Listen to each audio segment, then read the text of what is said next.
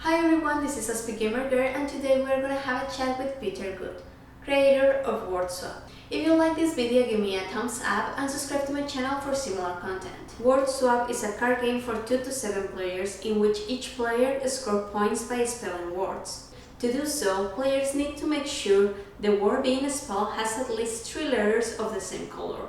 The more cards with the same color, the more points you get. The game is available on Kickstarter until August 30th. The campaign was funded in 48 hours, and here is what Peter has to say about it.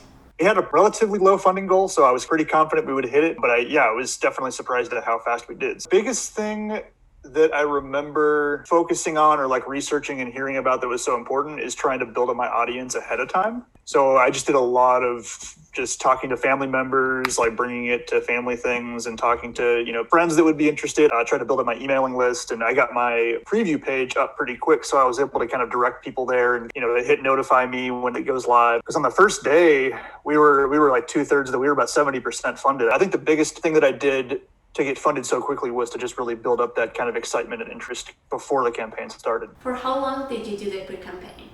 It was at least a month. It might have been a little bit more than that. You can be working on it as long as you want, and then you can make the preview go live. So yeah, I just started working on it like way in advance to make sure I had it all good to go. And it also helps too that I did pretty much all of the marketing and graphics. I just enjoy doing it. So I kind of got into it and I was like, oh, this is pretty fun. Let me just kind of get this thing ready to go. What will be your advice for people that are launching their campaigns? Overall advice, I would just say that if you have an idea, keep on running with it. For me, I had a lot of moments where I was kind of doubting, and I know people love it. I have a lot of people that have said they liked it. It's a good game. I'm proud of it. Okay, so let's talk about the game. Could you tell us a little bit more about WordSwap? Here's the box, so I'll put that up there. This is kind of subject to change. That's the back right now, but there's going to be some different stuff on the back. I'm planning on doing a few little changes here and there. And I also have the rule book here.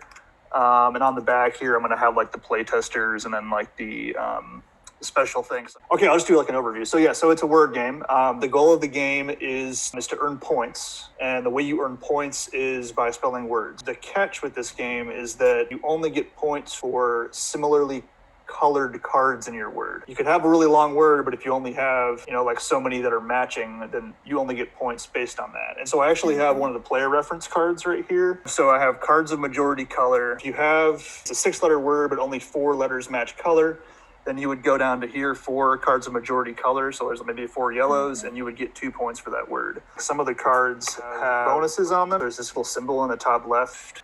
Those are uncommon letters, and they will grant you wild cards, 1 wild card for each of those letters that are used. This game lets you complete the words in multiple rounds. You can rearrange, trade, and discard cards, and have multiple options of how to get bonus points. The number of cards on the same letter are designed to be played in English. There's been points in time where when I redistributed the cards, I don't know if I made a mistake in the calculations when I was playtesting, and you can really tell when that ratio is a little bit off. Still, Peter doesn't rule out the possibility of adapting the letter distribution for the game to be played in different languages. It has been less than a year since he started working, testing, and changing the game. So I actually had the idea for it last fall, so it's only been about a year. I immediately just started playtesting frantically. I got it to the table, and it makes it easy because it's just cards too, so I was able to just print stuff out. I was printing out kind of new sets and redistributing cards every week or so. And so I got to a fully designed game that worked pretty well, but within probably 6 months, probably less than that actually. It was maybe 4 or 5 months or something like that. And I started to get there was some kind of late game changes that I added that really kind of amped up the gameplay. The goal cards were actually not originally part of the game. And I had a friend who was playing it and was it'd be awesome if part of the game. And I was thinking, maybe it's something to try out. And so I printed a couple off. We tried it with the rules and it just worked really well. Deciding when to launch the campaign is not an easy task, but sometimes it's the last thing to do. I think it just got to a point when we were playtesting it, there wasn't anything that I felt like it needed. There was a few things kind of late in the game where I was well, it feels like it's going a little bit too long. And so I made some minor rules changes to kind of shorten the game a little bit. But it got to a certain point where it was just this feels right. The scores we're getting consistent scores. Everything feels balanced. No one feels like you can run away with it. There's a lot of different kind of strategies to employ. Words aren't for everyone. Still, Peter was able to design a spelling game for a wider audience. One of the things I'm really proud of that I was intentional with the game is that if you're not really good at spelling and you just can kind of do short words, or you're not really too into like going really crazy with your words, you can still like do well in this game. I was thinking of in my mind was my parents. So like my mom is like really into words and she loves long words and loves spelling, and my dad absolutely hates it. And so I was like, would it be kind of cool? It'd be kind of cool if there was a game where she loved playing it and he would also be able to enjoy playing a game with her that he's not always losing at. One of the things I had in my mind when I was designing it, is there a way to make this interesting for both of those people?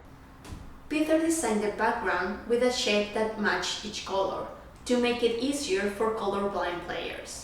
I have the little patterns on here, so it's like very clear for colorblind people. It's very easy to see, like you can look at it and easily tell like by color and by pattern that this, you know, this is yellow, this is green. Funding the campaign is only halfway through, but there are a lot of things to consider before and after the campaign is over. So the hardest part, I guess I would say, is just this constant psychological battle of just telling myself to push through and to get it done. The Kickstarter is funded and everything, and obviously we're hoping to get to some higher stretch goals. Hopefully everything is going to work out on the manufacturing side, and then everything will go off without a hitch. Peter has other game ideas that he might explore after Word Swap. In the meantime, visit Kickstarter to find more about the game.